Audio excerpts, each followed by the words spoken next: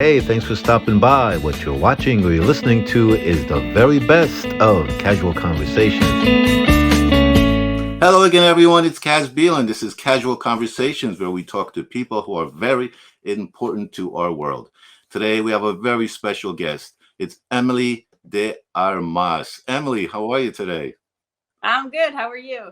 So I did a lot of award shows at my time in media, which is really fun. It's a lot of people running around backstage, all dressed in black, going crazy. But I started off doing social media at Telemundo, and so we did a lot of campaigns. We worked on a lot of events, live events coverage, and so I was Emmy nominated for some coverage that we did in 2016 with the elections and with the news campaigns. So that was cool. We didn't win, but it was really cool to be nominated. Oh, it's great to be nominated.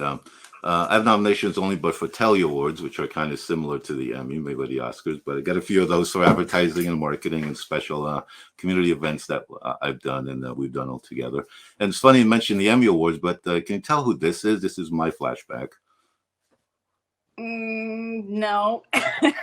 Okay, well, that's Susan Lucci on the right. Okay. Okay, that's her. This is before she won an Emmy. She finally did win one, which she got nominated like 20 times.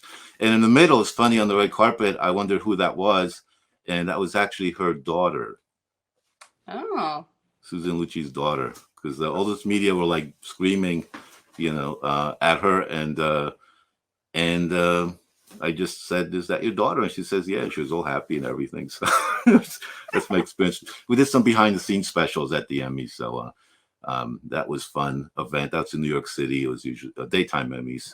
Yeah, just because you're really good at what you do doesn't necessarily mean that you know how to market yourself. And I think that people who are subject matter experts, they know a lot about their area, sometimes struggle to explain that and kind of put it in plain English for other people. And so if you've ever explained to somebody what you do, or you've had somebody tell you what you do, and you're just sitting there like, I really no idea what this person does, then there's a little disconnect there. And that person could have this amazing service or product that could help you, but you might never know. Well, yeah, that's true. What I find in videos is, after we write it, record it on location, follow them around, whatever we have to do, and the biggest response I always get is like, "Wow, well, we didn't know we're that good. We didn't know we knew. We can know all that stuff." It's like they see themselves in the mirror in like a little movie, and they're like, "Wow, we are good." This is, well, you are, but you had to somehow capture that in like a bottle, like they used to say, and so you can look at yourself and it's tough also, like business owners been around for a while, don't want to appear on camera for me since I'm in the video world. I'm like, why not? You're there every day, they meet you, they see you, Emily. Why wouldn't you want to be on the screen? Like, they're gonna come in like, where's Emily? Well, another store, I don't know, where is she? So hey, there's a friend there. Who is that? This is Dawson. There's another cat floating around who might make a cameo, but the cats are always around in video. I always have a tail whipping in my face. I guess the video, you get facial expressions, you get more detail, you have more context. With the audio, you're really just, it's up to your imagination to think about what's going on in the room. You can't really catch all those subtleties. Yeah, I think so. EmilyDeArmas.com is the website right there. And as you can see, communications is the superpower right there. And why do you think that's the superpower, Emily? Because I think that we take for granted what we know and have trouble actually expressing that outwardly. So, your business intimately, the day to day. And so you can kind of forget and lose sight of what actually impresses the customer, what actually makes a difference to them, things that they may care about that to you are just second nature at this point. You don't even really notice. And so when you know how to capture that and you know how to put yourself in their shoes and really understand, and you can get in their head, that's really the key to copywriting, is getting inside of somebody's head and being able to answer those subconscious questions that they have. Because anytime somebody lands on your website, they're thinking to themselves, am I in the right place? Is this service or this product for me? Is this going to work? And if you don't answer those things, then you're going to lose them. And so that's why it's a superpower, and it's really the foundation of all of the marketing that you're going to do for your business. And I think for me, I'm good at empathizing with the fact that it is hard to write about yourself, especially if you're in the service business, because you're really close to it. And so you can't see the outside label from inside the bottle, and you kind of need somebody else. Like you were saying earlier, with the commercials, you need somebody else to reflect that back to you. And that's always my goal with clients. When we're done with their website, they would say, damn, I'd hire me. That's really the energy and the feeling that we're after. No, it's a good feeling. I mean, one of the things I'm sure you run into is people who are making that transition for the first time, getting help that they need. Some of them are afraid because they've had this site for 10 years and they're happy with it, but for some reason there's something they're not happy with. They want to take a chance at something. I did it with an auto parts place, which had a auto repair place video, and it was the owner, the wife, and the crew that was in the video. But then I took it, make them more personable on camera and everything, and they're like, I'm really shocked that the way things look now. And because I have to look out also for what they say, but also how they say it visually, what's in the background, so you don't see. Make sure the mechanic service people are dressed nicely, if they have logo gear, whatever, not just some greasy person in the background. Right. There's an image out there, so. And also I go observe to see when the customer comes in, how they interact with them. Sometimes this is a golden moment. Sometimes you have to stage that, but the best are natural. They just happen, because if you try to tell people, go in here and smile and do this, they get all, fumbled up and everything's like, because I have to get that in like 5 seconds, and they're like walking along. I'm like, no, you gotta like move. I just need you to just turn to this, So in a way, to me, that is copywriting also, but in a different sense, where it's visual or audio or music comes in later, does the impact with a nice words or shocking headline like or whatever that's going to get their attention. So what are like some of the? Can you give me a case where you had someone had the headline or whatever you called it before, the top line that's the grabber for it, like any samples, what you went from one and then you changed it, how it happened, the results? Yeah, I definitely can. So I have clients in different industries and they work in different fields. So I was helping somebody who's a productivity consultant. So, Six Sigma, and like coming into businesses and kind of helping people. And so she really wanted to create an environment where people feel like, okay, I'm being productive, but I'm not measuring, output in a factory, right? It's kind of hard to measure productivity in a service-based business, but she was able to help people do that. And so what we changed was, it was people-focused productivity. Whereas before, what she had was something like, increase your productivity and live work-life balance. And, it was just, it was a little bit too vague and it was too general. And we really nailed down, okay, this is what your customer is struggling with. And we're able to get to that point. I've had other clients who work in, the fitness industry. And that's an industry where people hear the same message over and over and over again. And so her focus was really on helping women live pain-free. So using exercise as a way to alleviate pain. And so we got to that point, and then now that's the messaging that she leads with versus just be healthy, right? And have a stronger body. And so it's digging down, kind of like what you're saying with those golden nuggets. They're there. Every single business has them. We just have to find them. And a lot of people are they're not aware, they're living this golden moment, and it's like that right there, what you just said. That's what we're going to talk about.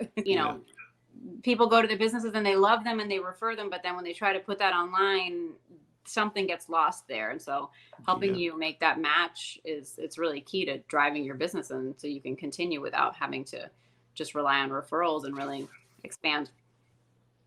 Wow. So let's look at the key takeaways. Yeah. So copywriting is how you communicate what your business does, right? So that people will want to hire you, buy from you, and work with you. And in order for you to do that, we need 3 things. They need to know that you understand the problem. They need to know that you can provide the solution. They have to trust that you can provide the solution, more importantly. And they need to know why they should go to you and not the other guy. What's special about your business and maybe your approach. Okay. Any final advice for everybody out there who needs good copy? I think just look at your websites, see if you feel something when you're reading it. If it feels like, this doesn't really reflect my business right now, then call me. Let's have a conversation and see how we can reflect the real life version of you to be that online version. As they say, copy that.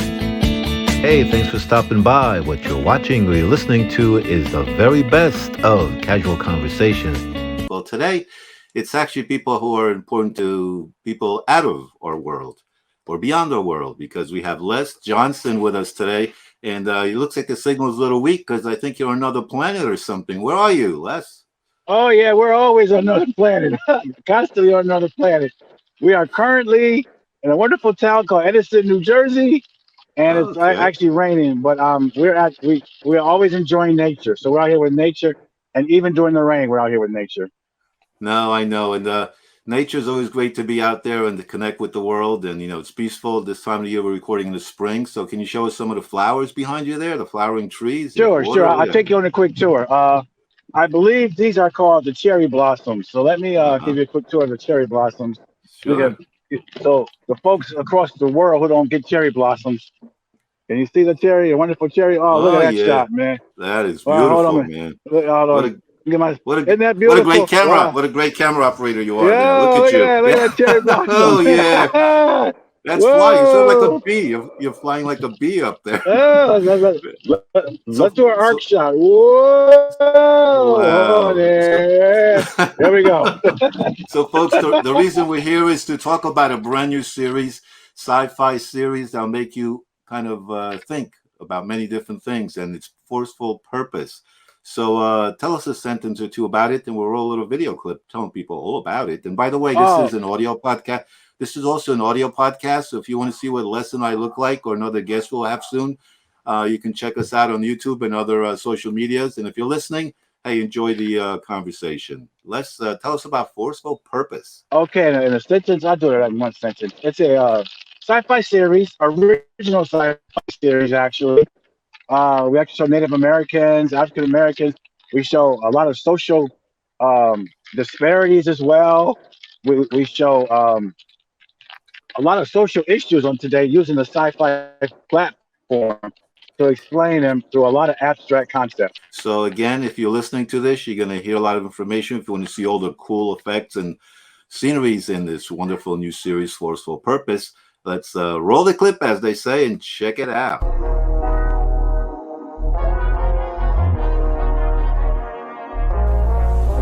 The universe was downloaded.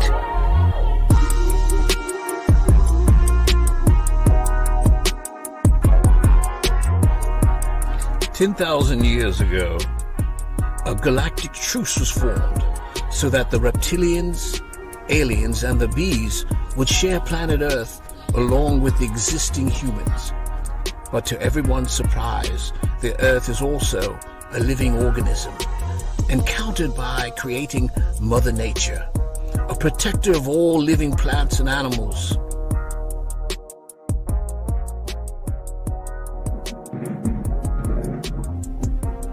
But now, the Earth is crying out. The humans are the culprit, and the crystals need to be in alignment. The bees need a colony with a queen of acceptance. The box people were formed from the byproduct of all the various species and have the power to teleport. But now, the chief has stolen the breathing crystal and is on the run.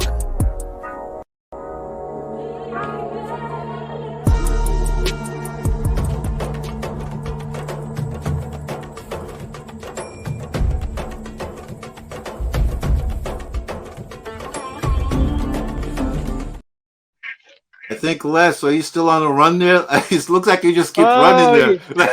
yeah. I busted you. Okay. So, I, all right. So that scene actually, all right. So there's a little story about that scene. That was actually done by drones. Mr. Ford used his drones for all that running stuff. uh-huh.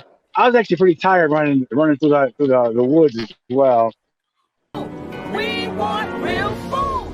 We want real food.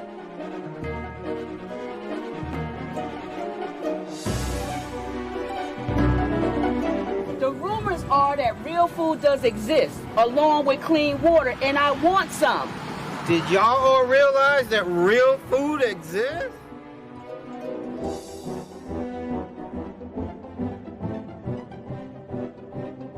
I hate eating out of a box. Man, I'm tired of eating this box food. All I know is I've been boxed out of a job, knowledge, healthcare. All I know is this box food. Do you know that my mother took real potatoes and mashed them? She had a mashed potato pot. What will they put in boxes next? We want real food. We want real food. We want real food. Want real food. Oh, yeah, we want. Okay, so, oh man, okay, so I looked at that, Dennis. Yeah. Dennis. Yeah, you there, Yeah. Dennis? Yeah. I know a little bit of jet lag. I understand. A little bit of jet lag. That jet lag's Hey. horrible. Oh, okay. So, all right. So so that's a very powerful cast there. You have Robin Cassos, Perry King, and you have I Am Creative as well. Oh, there's Mr. Hall there. Hey, Mr. Hall's a very big inspiration of this show. Actually, I actually met him about, I don't know, maybe 7, 8 years ago, and he was making movies before, and kind of inspired me to actually get into the movie making world. Actually, now, so that's it. Real food, man. The box people, we got to get them out of boxes. They just found out that real food exists. They never even knew it even existed. That is great to know that real food does exist. Now let's take a look at this picture because people know some Hollywood effects there, but the green screen there is kind of cool because you can make different things appear in there. There's a gentleman standing in front of the green screen. So tell us a little bit about that process. Yeah, so there's Dennis actually literally standing on the green screen there, and then there's 3 takes of him. There's one kaleidoscope scene there, the scene of him in space, and the scene of him actually with a photo shoot. And he's also Dennis signing autographs, man. He's a big star now, right, Dennis? Yeah. He's just Look, he's so happy. He's so happy there. Hey, go ahead. I make rare appearances. It was a long line of people wanting his autograph. I said, "Oh, look at Dennis, man. That's cool." Let's take a look at the clip, guys. Man, I gotta watch my studio closer. All right, here we go. This is behind the scenes, all right? Exclusive here on Casual Conversation. Let's get a little bit of that. Yeah, that's hot, man. Here we go. Action. It's time to release the Robo-Bees.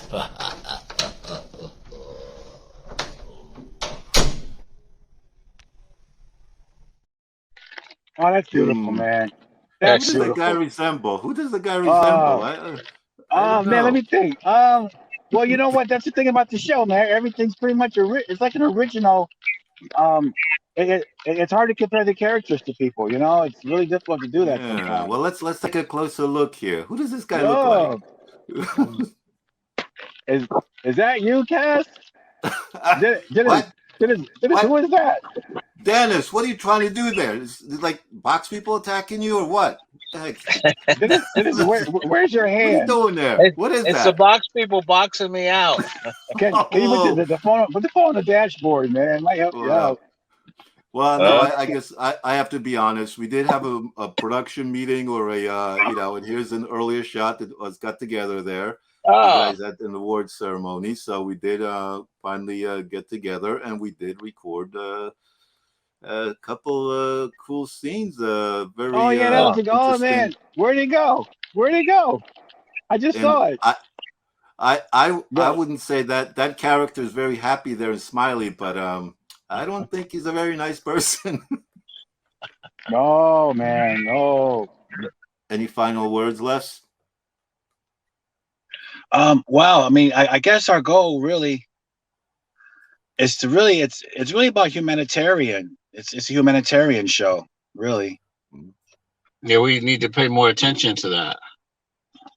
Yeah. Well, yeah, we need to you're right.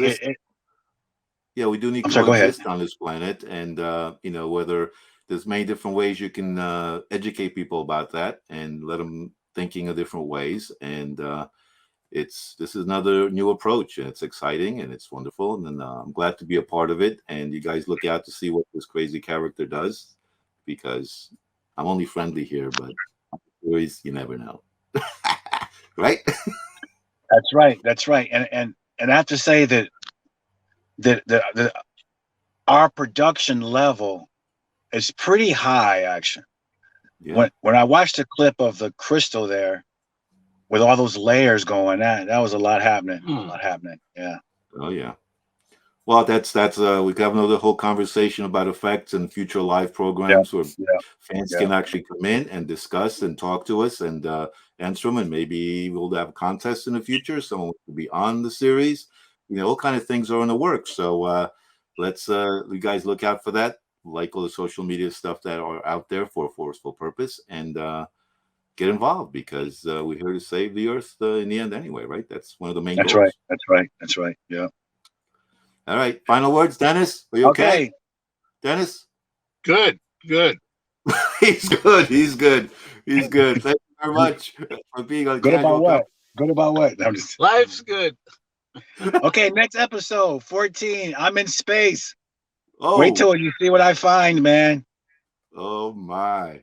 I can't wait to see that one because I don't even know if I saw any clips of that. So no, not yet. I want to watch like everybody else, and and I can't wait to see what you guys did with the shot we recorded with that's right. Get Crazy Villain.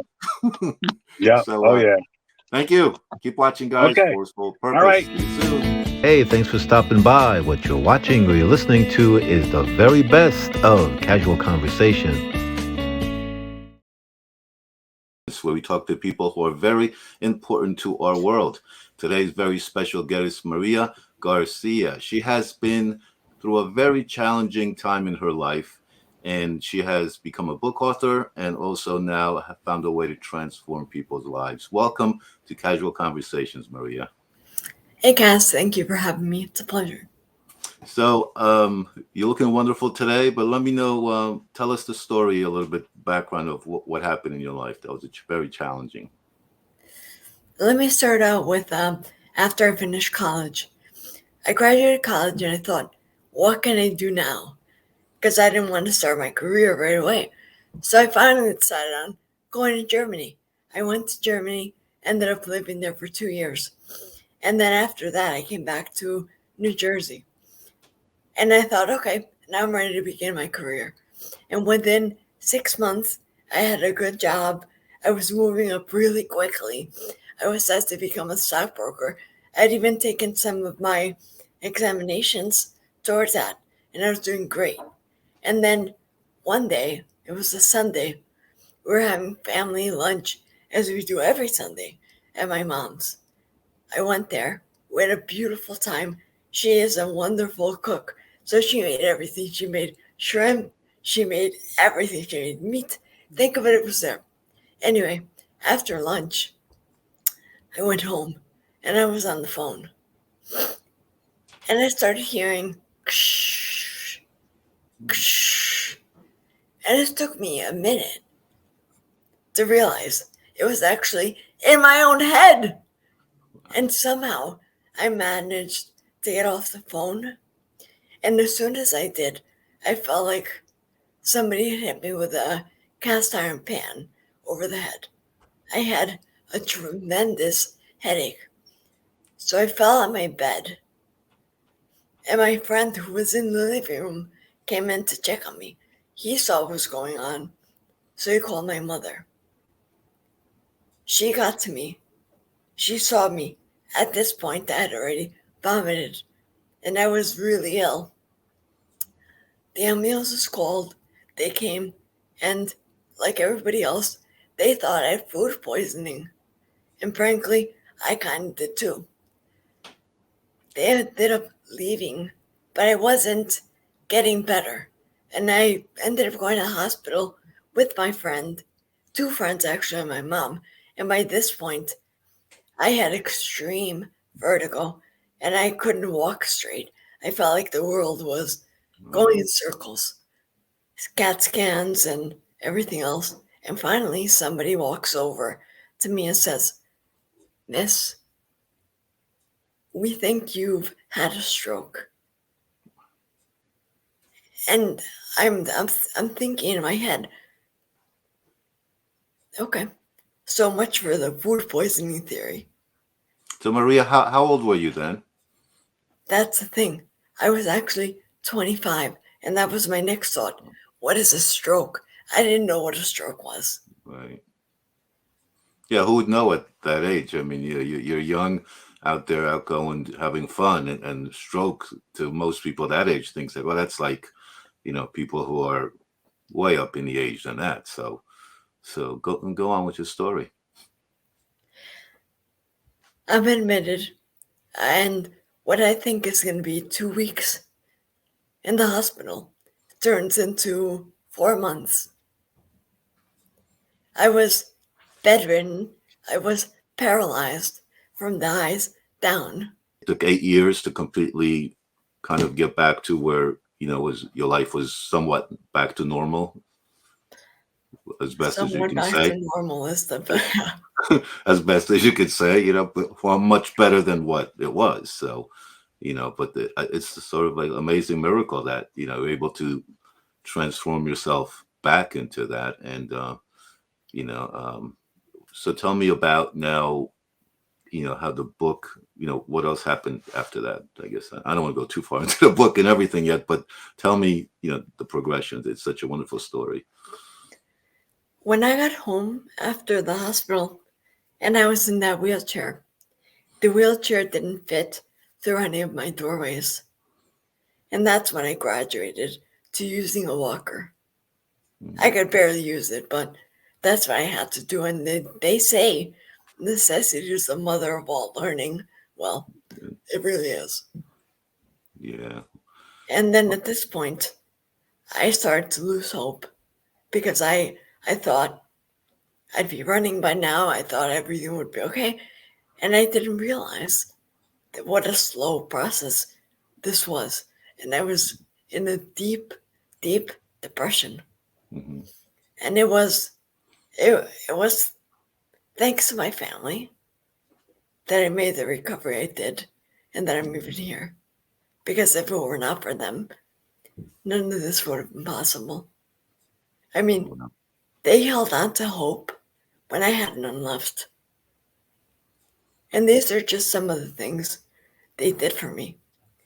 When I was first at the hospital, my brother Roman and my parents, they actually created shifts so somebody would be with me at the hospital. So the only way they can get that book is to actually meet you in person, correct? That or I can mail it to you. If she can mail it to you. So you do presentations like, in places around New Jersey? I actually just began speaking this month for the first time in public. Awesome. Yeah. It's an amazing story to share, here, but I think in person is a lot more because people can maybe share their own experiences, add, ask you questions, follow-up questions. I'm sure they've had family members. I've had someone who had a aneurysm, so what you kind of explained, that's what they said, like somebody hit them in the back of the head with something is just a shock. They have to have the operation and they're doing well right now. So, but I know a lot of people that didn't have such a good experience with that, but yours is just amazing that it went from you not being able to speak and walk and everything. And you're here, it's thank you for taking the time to share your experience. And final words before we go from you. Go ahead. It's up to you. I'd love to hear from you. Visit my website, genuinelymaria.com. That's genuinely Maria. And food is not food. What we think of as just I have to eat something because I'm hungry. It's so much deeper than that. It's about the messages your body is getting from the food you're eating. Yeah, it's great. Enjoy your life and hope I see you around somewhere, New Jersey. We're speaking. I'll invite you or you invite me. And thank you very much. And talk to you soon. Thanks for being on Casual Conversation. Bye. Thank you for having me. Hey, it's CAZ BIELEN again. Thank you very much for stopping by and watching or listening to Casual Conversations. Full episodes available on YouTube and various media outlets.